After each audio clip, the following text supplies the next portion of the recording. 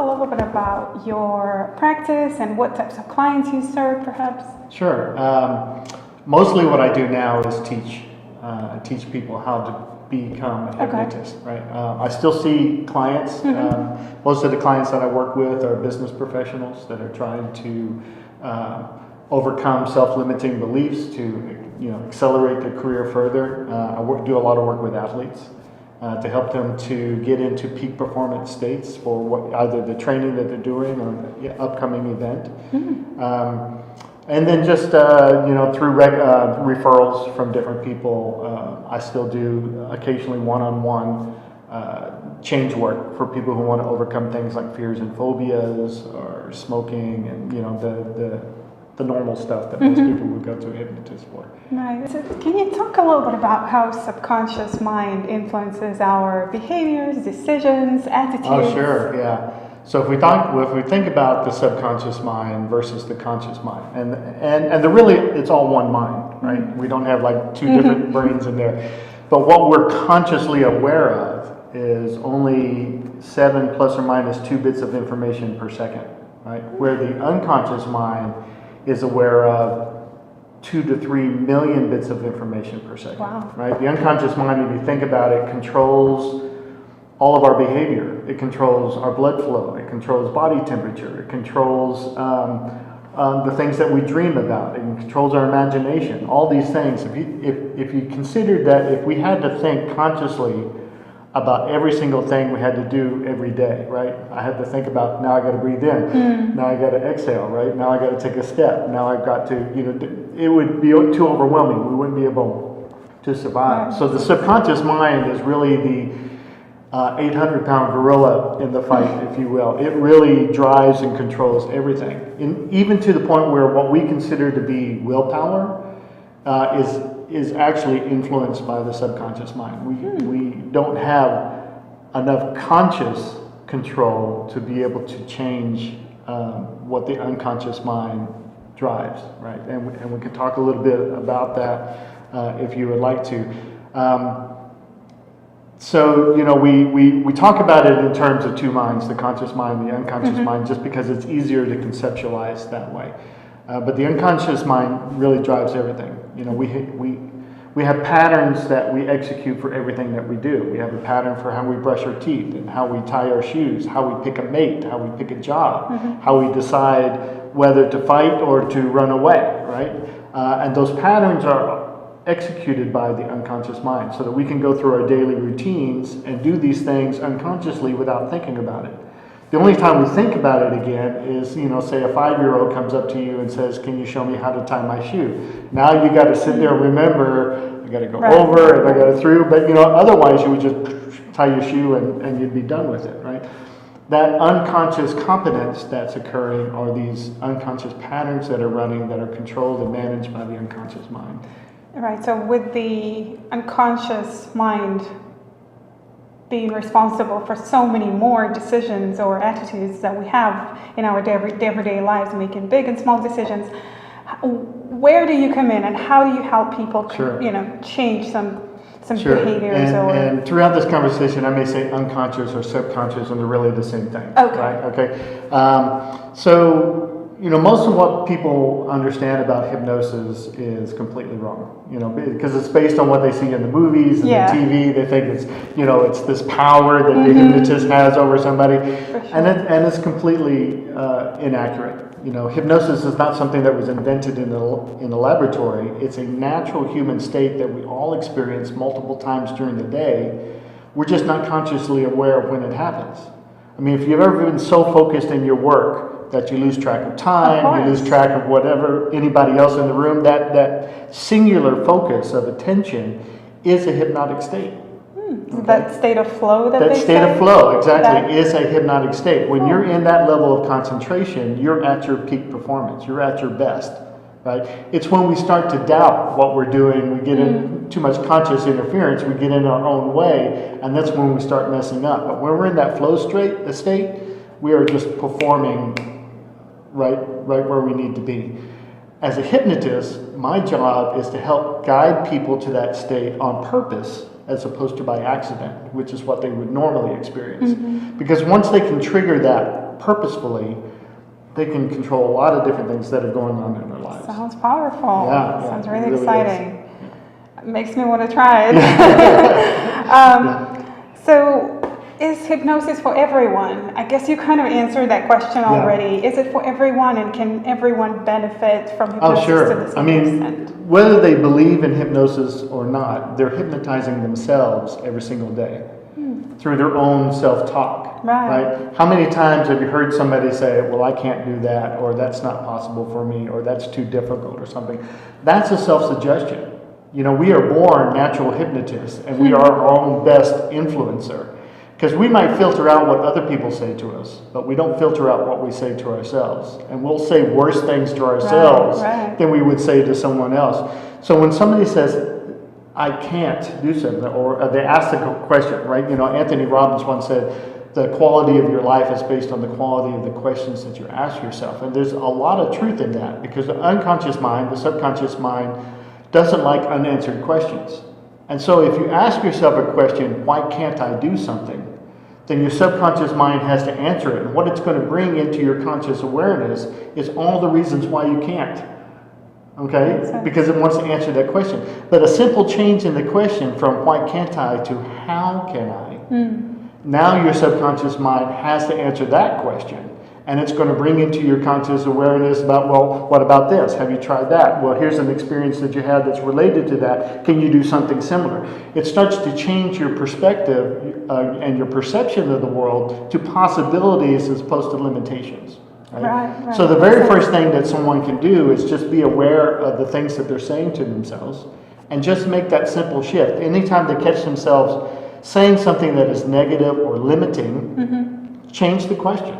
Change the question. It'll get better answers from that point on. Okay. What is the common negative self-talk, or maybe one or two phrases that you hear? That's too difficult for me. Only you have to be born a special way in order to accomplish that. How can you reframe that? For example, that statement. Well, one is to come to the realization that we all have a similar neurology. All of our minds are pretty much wired the same way. The only thing that changes is, one, our experiences in life, but even more importantly, how we respond to those experiences. You know, there's an old poem that I like. Two men stand behind steel bars. One sees mud, the other sees stars.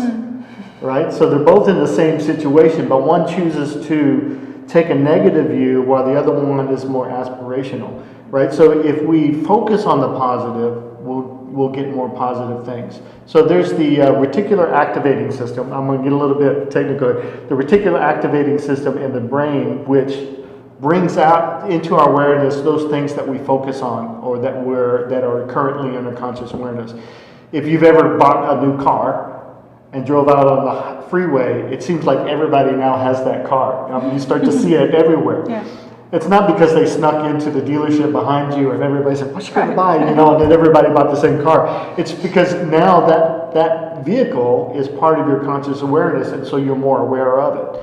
Well, that doesn't just happen with cars. It happens with perceptions of life. If your mindset is that the world is negative, that there's no opportunity, that that you're in a down state, then you'll never see the opportunities that are around you. They always exist. Limitations and possibilities always exist, but you will mentally block them and not see them. But if you take on the mindset that, I'm going through a rough patch, but there are opportunities out there, I just need to find them, then now you've given a better question to your subconscious mind. How can I find better opportunities, right? Now it's going to be more aware of those things that have always been there, but now they're going to be popping up into your awareness more frequently because you've changed what you're searching for, right? Right, got it. Yeah, so the question of can anyone be hypnotized? You already answered that. Yeah, they already are. That, it's within them. It's what they're doing without even because like I said, realizing it's a natural state that we all experience. The only thing I'm doing is helping them become more aware of that state so that they can access it more, right? where all creativity comes from. It's where innovation comes from. It's where communication comes from. So the more you can tap into that, the better person. So let's talk a little bit about that in more detail. Creativity, innovation, other talents and skills that we have or can get access to through sort of a different state of mind. How can we benefit? How can our careers benefit from different hypnosis techniques? Sure. The main thing is creating that positive self-image, that internal self-image that you want to aspire to, right? What we think about ourselves, what we think is possible for ourselves creates a character or a profile within our subconscious mind, and the subconscious mind drives toward that. And anytime we try to get outside of that profile, the subconscious mind will realign us back into it. So if our self-profile, if you think, I'm not worthy, I don't have the right skill set, that's never possible for me, even when we get opportunities to advance, we'll sabotage ourselves to maintain congruency with what we believe we're capable of. So the biggest change that we can do is realize that what one person can do, another person can do if you have the right mindset, if you develop the right tools, if you do the right things, right, to get out there and show up, if you will, right? And be present in the moment and do the things that are consistently needed to progress your career. But it starts with changing that self-image, looking at that person in the mirror and saying, I can be the CEO of that company. I can be the entrepreneur, right? There's nothing different between me and that other person. We put our pants on the same way, one leg at a time, right? We have all of that, the same hang-ups and issues and stuff. And once I start to believe that, it changes that internal profile. Now there's a stick in the ground that the subconscious mind can drive toward, right? Yeah, this just brings up lots of conversations that I've had with particularly people that come from different cultural backgrounds, different people that are recent immigrants and that think that their education is not good enough, they're not as capable, or they're just not good enough to take the language same barrier, the same position, the same level of success. They're they're not primed sort of for that, and they're not sort of, a lot of times they don't even deserve as much unless they get to the same, they go to the same schools, they spend a lot of years perfecting their communication skills and things like that. So that's something particularly that comes up all the time with, especially my immigrant clients. And I see that a lot of times too. The people that I work with, it's the same type of issue. I'm new to this country. My command of the language is not that great. How can I expect to progress in this culture, in this country? And the truth of the matter is, where you come from, how you speak, your cultural background, education background has very little influence in your ability to excel. Right? It all starts from this internal realization that you are good enough, you are deserving, it is possible for you. And once you grasp onto that, then you can start doing the consistent things to make that a reality. Right. Wanted to hear more about some of perhaps your success stories, some of the clients that have overcome certain issues, or maybe in the course of teaching this to a wider audience, you hear stories of how what you taught them helped in their career. Can you maybe share a couple of sort of success stories? I've done a lot of work with entrepreneurs that want to get out of the day-to-day, trading time for money type of grind, and they're in a job that's paying them well, but they don't love it. They have no passion about it, and so I like to help people that to find careers where they're doing the things that they love to do, and they're finding a way to get paid to do it, right? Because once you do that, then you're no longer working anymore. Now that's true success, right? So I do a lot of work with them to try and find out what are their beliefs about what's possible for them, right? Because there could be some limiting beliefs. There could be some limiting beliefs about money.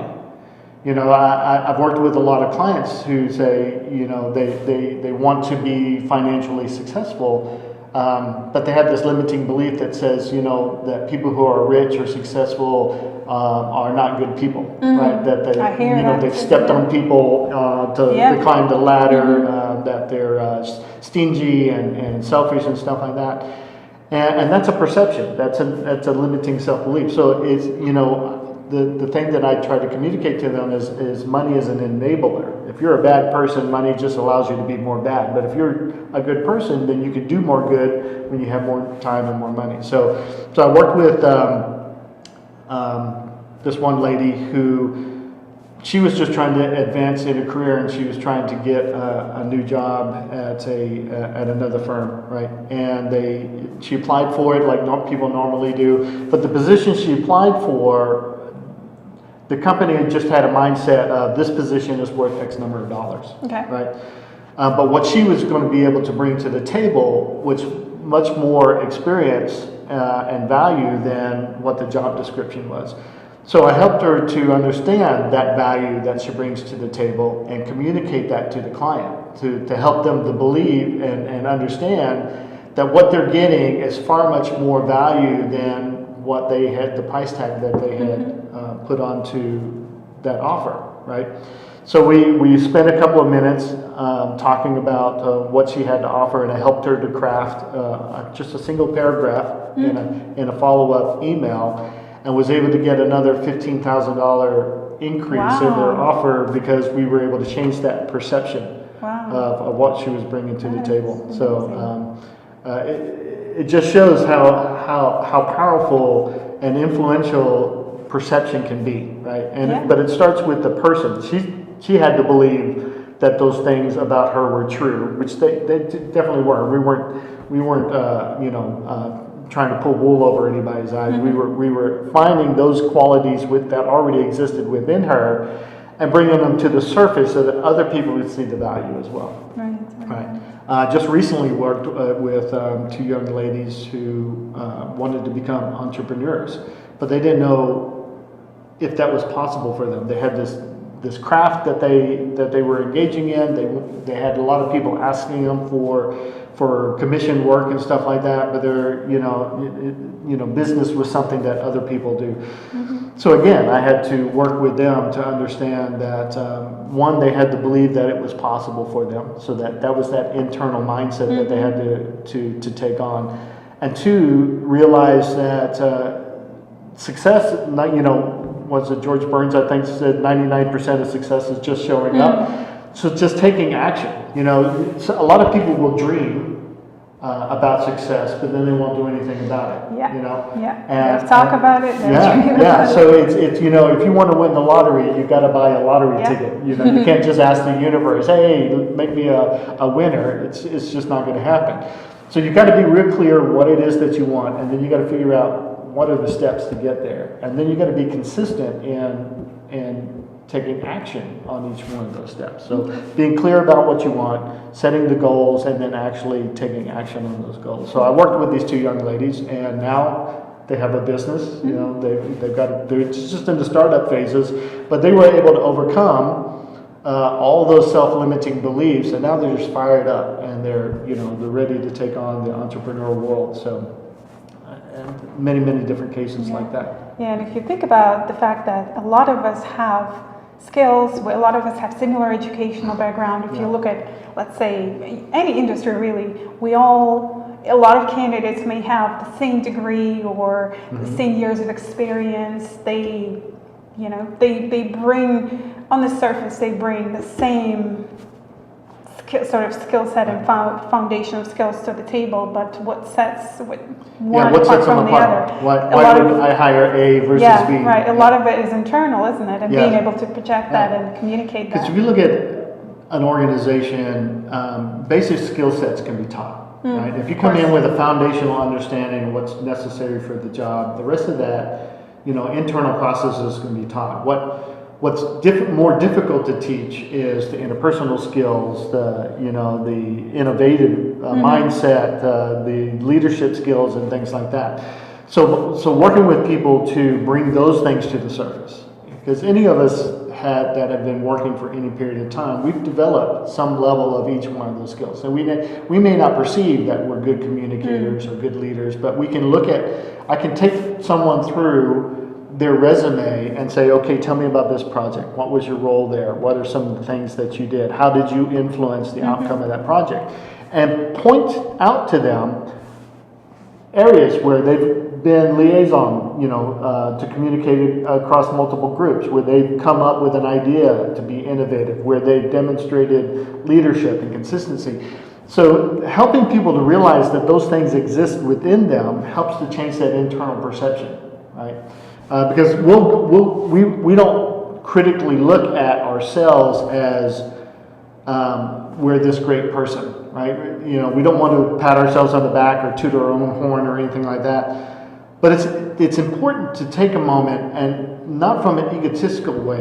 You're not trying to inflate your ego, but what you want to do is look at your experience and says, yeah, I did that. I did that thing. I did that communication. I set that goal and achieved it.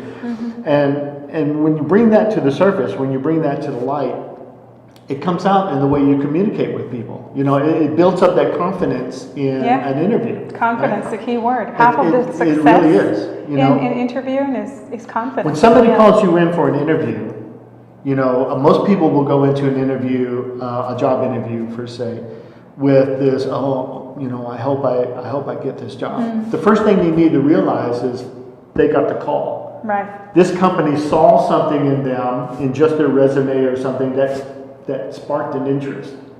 So that foot in the door should be a win. Most people should see that as like, yeah, they called me. I didn't have to call them. Sure, I'd send it in a resume, but they called me in for an interview. So that should be a confidence booster right there. And they should go in with the attitude that I have value, right? And I just now need to expand on that value so that they have a better appreciation of it. Right, that is. One of the things, your friend that introduced us together, one of the things that we worked on with her was what I call is the instant rapport technique. Okay. Because a lot of times people will come into an interview with total strangers. They don't know anything about each other. And so there's this, we taught as children, don't talk to strangers and stuff. So there's automatically this barrier, right? This is a person I don't know. Should I open up to them? Yeah. But it's important to build rapport with people, because when you have rapport, then barriers come down, right? And people are more open and more receptive. So the instant rapport technique is a very powerful technique I still use today. I used to before coming in here to talk to you. Is you think about somebody in your life, not someone that you're in a romantic relationship with, but somebody that's in your life that's really important to you, that you want the best opportunities for, that you already have a deep rapport with, right? You think about how that person makes you feel, and then you hold on to that feeling as you go in to meet the new person. And we have these neurons in our brain that are called mirror neurons, right? And so that's why we can walk into a room and we can look around and say, that person seems upset, that person seems happy, that person seems disconnected, is because we see the micro expressions and the way that the person's carrying their body, and our brains recreate or emulate what we perceive that they're feeling. And so we get this sense within us. It's a survival mechanism. When somebody comes up to us, how we can detect this is a potential threat versus this is non-threatening or something like that. And so when we have this rapport state in our minds, then we go to meet someone, they start to have this feeling like, this person seems familiar to me. I don't know, maybe we worked together before or something, but there's something about them that I feel comfortable with, right? And so the barriers start to come down, and you establish rapport very quickly. So that's something that your clients can start incorporating right away. Very getting helpful. into that mindset of I'm about to meet somebody that I'm already close to, that I'm already friends with, right? And it will change the way that the interview goes. Very, very interesting. I'll definitely remember that. I'll try to use that technique next time.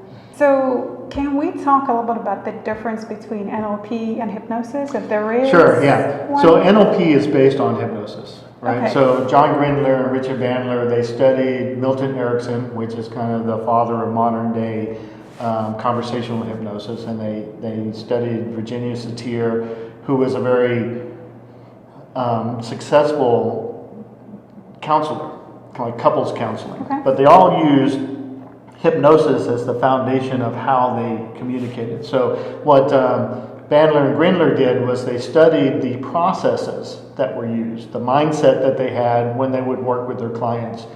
And they realized that if they could create these models about how people think, how they behave, what their perceptions were, then they could create these models, and if you could emulate that model, you could have the same or similar success, right? And they proved that with the military, where they took a bunch of, the military would have this shooting proficiency course, Okay. right? And they had, an average success rate. Most people to get sharpshooter status, is maybe 50% of the class. So what they did was they had Bandler and Grindler come in and study the top 3 to 5 sharpshooters, and they would just interview them. It's like, well, what are you thinking about when you shoot? What is your mindset? What is your process? Do you first visualize what you're going to do, and then you have a feeling, or does the feeling come first, right? So they try to create these meta models, right? And then they would work with the brand new students, and they would work with them on emulating that mindset, but they would also work with them on getting early successes in a frequent basis, right? So instead of standing at the end of the range and trying to hit the target, they would put the target like, a foot in front of them, and they would hit a bullseye. Then maybe they'd move the target out 4 feet, and they would hit the bullseye, and they would move it out further. So they're building on a series of successes along with developing this mindset. So to back to your original question, so NLP is hypnosis, but with a lot more intricate mental modeling associated with it, right? Okay, makes sense. But if you drill down to what is really driving the power of NLP, it's tapping into that subconscious mind, those internal beliefs and those patterns that we run. Okay. It's a technique that builds on top of hypnosis, Okay. and which is what makes it a little bit more difficult for people to master, is because it, you and I can drive a car. We've learned how to drive a car. We can drive a car very easily. But we couldn't take a car apart and put it back together again. You might be able to. I know I can't. No. And most people are in that shoes. Well, so hypnosis is teaching someone how to drive a car and being effective at it, right? Where NLP is not only you're going to drive a car, but you're going to understand all the different constituent components, how they go together, and what order, and all that kind of stuff. So that level of detail, and that's just one aspect of NLP. That's the meta model, if you will, of it, which is very difficult to master. And then also the language portion of NLP relies on a lot of linguistic patterns and pattern interrupts, which, if not done effectively, can break rapport, which then makes it very ineffective. And so it takes some time to master those skills as well. Where hypnosis is a little bit more straightforward, and just we're just going to go in and we're going to work directly with that 800-pound gorilla and get them on our side versus fighting against us. I see. So self-hypnosis versus supervised, if you will, hypnosis. Right, yeah. Can you equally benefit from both? Or to a certain is degree. One better than the other? To a certain degree, right? So there are some things a lot of things that you can do with self-hypnosis, like changing your negative self-talk to a better perspective, coming up with positive affirmations that support that, and how you would apply those so that becomes your daily hypnosis suggestion that you're giving yourself. And over time, right? Because when you're doing self-hypnosis, there's a little bit of conscious interference, so you can't get the intensity or the depth of hypnosis that you might have heard the term, how deep are they, right? You can't get the same depth of hypnosis as you could with someone guiding you there, because you're kind of thinking about the process as you're doing it, and that conscious interference has a little bit of limitation. So you can still get the benefits long term, but it may take you a little bit longer, right? But it is definitely possible. Now, where you may have difficulty applying self-hypnosis are with more traumatic type of changes, right? So it's like fear and phobia work, or PTSD or depression or something like that. Because if you try to use self-hypnosis for some of those things, you run the risk of creating kind of a spiral that reinforces the thing as opposed to trying to find a solution to it. So those types of things I would recommend get someone to help you with those things. But if what you were trying to do is just become a better speaker, be more focused on your goals, totally, you could do all those things with self-hypnosis. Interesting. Very interesting. But I guess anyone could benefit from maybe 1 or 2 sessions with a professional. Oh, certainly. And then at least decide what they can do on their own. At least at the very beginning, because what it does is, we talked about that reticular activating system. When somebody guides you into that state on purpose, now you have a conscious awareness of what's the difference of when I'm in a normal waking state versus this focused flow state, right? And when you're aware of it, then it becomes easier for you to go there on your own, right? So at least that initial session with the hypnotist is going to help you be better at self-hypnosis, because now you know when you're in that concentrated flow state. Yeah. So for all of those non-believers, people that think, success in business is all about hard work. I don't believe in miracles. There's no magic pill. Well, hypnosis is not a miracle. It's not a magic pill, right? Well, you can, say you don't believe in gravity, but it still exists, right? Hypnosis is the same thing. It's a natural process that we all have, isn't it? Whether you believe it or not, it's still affecting your behaviors. It's still affecting your perception of the world and your ability to achieve things quickly or slowly. You still have to put the work in, right? When I work with clients on weight loss and stop smoking and stuff, that they, wake up the next morning and they've lost 100 pounds. It just doesn't work that way, right? But what they will gain is a better perception of why they want to lose the weight, right? Most people look at exercise and diet as something that they have to do, right? And we don't want to do things that we have to do, right? We have a natural resistance to it. Plus, our body fights against us. Our body wants to hold on to fat. It wants us to just be lazy on the couch and eat bonbons all day. It's a part of the survival mechanism. Right. So we have to overcome that. And the way we overcome that is by being very clear on what it is that we want to accomplish and why. What will it mean to us? How will our life be different? How will people treat us differently? How will we be behaving differently, right? So getting that clear picture, that strong why, if you will, of why that accomplishing that is important to us, that then starts to become an intrinsic motivator. That now we go into the gym not because we think we have to, but we know that this is moving us closer to this goal that we've set for ourselves. Now it becomes something we want to do because each time we see results, we know we're getting closer to accomplishing that objective, right? So that's what hypnosis does. Is it helps people get really clear about what it is they want, so they can start changing their internal perception. They can start changing those limiting self-beliefs into more powerful, enabling beliefs. But they still have to do the work. They still have to go to the gym. They still have to eat the right foods. They still have to, not buy the cigarettes or whatever it is. They still need to, make the sales calls and not blow all the money that they just made on their commission and all that kind of stuff and put it in a savings bank. They still have to do those physical life-to-life, day-to-day tasks that are going to lead them. But they'll be more conscious of when they're not doing it, right? So they'll be more conscious, instead of just mindlessly picking up that donut, either you're like, do I really want that, or is that going to help benefit me or not, right? So it's that pause that really makes a big difference. That pause to really think about, am I doing this just because it's there, or, do I really want this thing that I'm going to, right? When they start to think about, I've got to make a cold call. Well, what if somebody says no?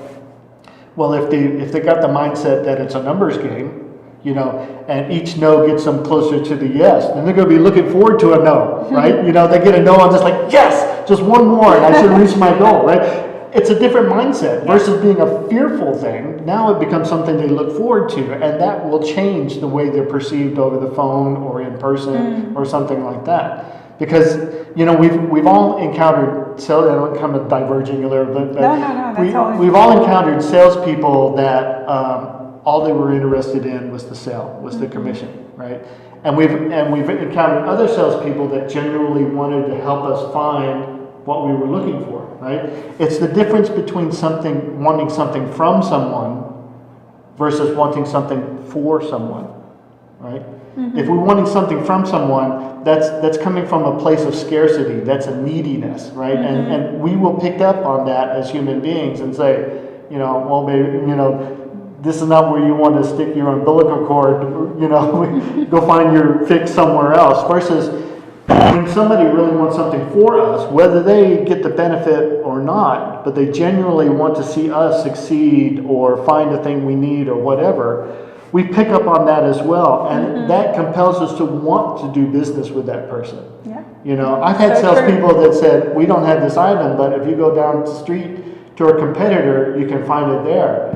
I may still go buy that thing, but if I need something else, I'm going to come to this person over here because I know that they're on my side. They're helping us. Yeah. So having that mindset as well. So hypnosis can help shift people from the scarcity, fear-based perception of the world to a more abundance, opportunity-based view, and that brings into their conscious awareness all those things that have always existed, but now they're more aware of them and they can take advantage of them. Right. Yeah. Interesting. So powerful.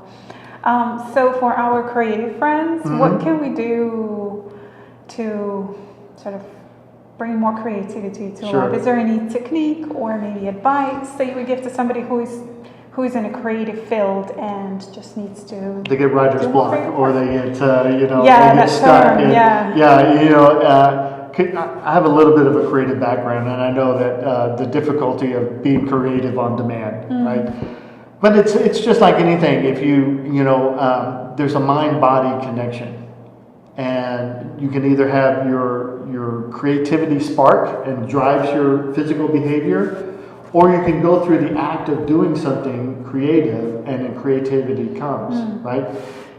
If you want to be enthusiastic, begin acting enthusiastically, and then you become enthusiastic. There's that one drives the other. If you want to change your mood, change your physiology. If you want to change your physiology, change your mood, right? They work together. So for the creatives out there, if they find themselves in a block or something, whether they're a writer or a painter or a designer or something like that, just start going through the activity of just, the skill sets. A sketch artist might just start with a simple circle, and just drawing basic shape. Eventually, that motor activity in their body is going to start connecting with their creative process, and then something comes out of it. So it's the act of doing that gets you through those periods, those blocks. Yeah. So just do it. Just do it, right? Yeah. There's a commercial about that, I think. But there's truth in it. Just do the thing that you want to do, whether you're in the mood to do it or not. Yeah, just sit down, have the discipline of blocking your time, do it whether you want it or not. That's so important. Whether you like it or not, whether you feel like it or not. I have a lot of people that say, well, I just don't have time to do it. We always find time to do the things we really want to do, right? So it's finding out why you really want to do it. It's when people procrastinate, it's because they haven't found that big enough why. They haven't made a emotional, mental connection to the outcome that they desire, or maybe they haven't made the outcome clear. Somebody says, I want to be a millionaire. Well, what does that mean? What's $1 million going to do for you? Do you just want a bunch of paper with, the faces of dead dignitaries on it? It's what you can do with the money that becomes the motivator. So what would you do with $1 million? How would it change your life? How would, it change your family? How would it change your health? All these things. So you got to be really clear about why those things are important to you and how they make you feel. Once you get that picture clear in your mind, then the rest of it just starts to fall into place. Okay. That is a very good advice. Very good. So what's coming up next for you? What projects are you working on?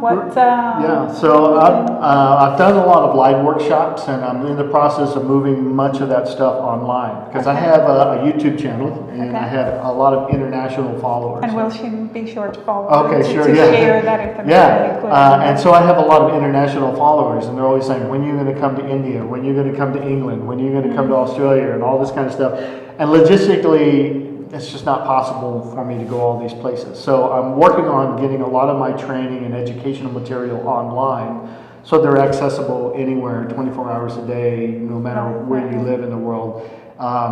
And so those are the big projects I'm working on now. I'm currently in the middle of a pilot program that I'm running to get feedback on how this material is presented online. Because there's a big difference between just watching some videos and reading some text online or going to a live workshop where you get to interact with real people. I still encourage people to go to live workshops, whether they're mine or somebody else's, because hypnosis is one of those things that you have to do to really learn it. So you can read all about it, but there's some subtleties about having somebody sitting in front of you and going through the techniques versus just reading about it or watching the videos. So that live interaction. So we're trying to figure out what's the best way to not only present the material online, but to get people to actually go out and do the assignments and work with real people so that what they're learning doesn't just become information, it becomes real knowledge and skill sets and stuff like that. So that's the pilot program that's running now. And which will be then followed up with a much larger scale course to take someone who has no history or study of hypnosis from a complete novice to somebody who's proficient at hypnosis that can start going out and being a positive force for good in the world. That's the big driver. Yeah. Well, be sure to check it out and follow and definitely check out your YouTube channel. Yeah. What is it? Yeah, they just do a search for Hypnotist Mike White. Okay, all right. They're going to find it. Yeah. Your information. You can go to my website as well, hypnotistmichaelwhite.com. Okay. And you can see the materials that I already have available online. But those two places are a great place to start. Thank you very much. I have just one main message for people to take away from this is that we have much more control over what happens to us in our lives than what we realize. Most people go through lives just letting things happen and let the cards fall where they may, so to speak. But where you're at today is directly influenced by your behaviors and your thoughts and your ideas and your perceptions of the past. You've probably heard this before. If you don't like where you're at now and you keep doing the same things, you're going to keep doing getting the same results. So start today really thinking about what it is that you want in life, and think big. Reach for the stars.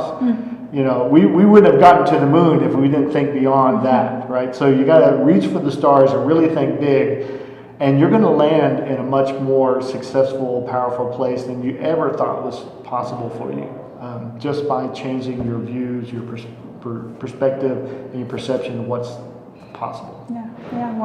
Well, and with that powerful message, and dream big and go out and do it. Start That's right. doing it. Just take action today. Yeah.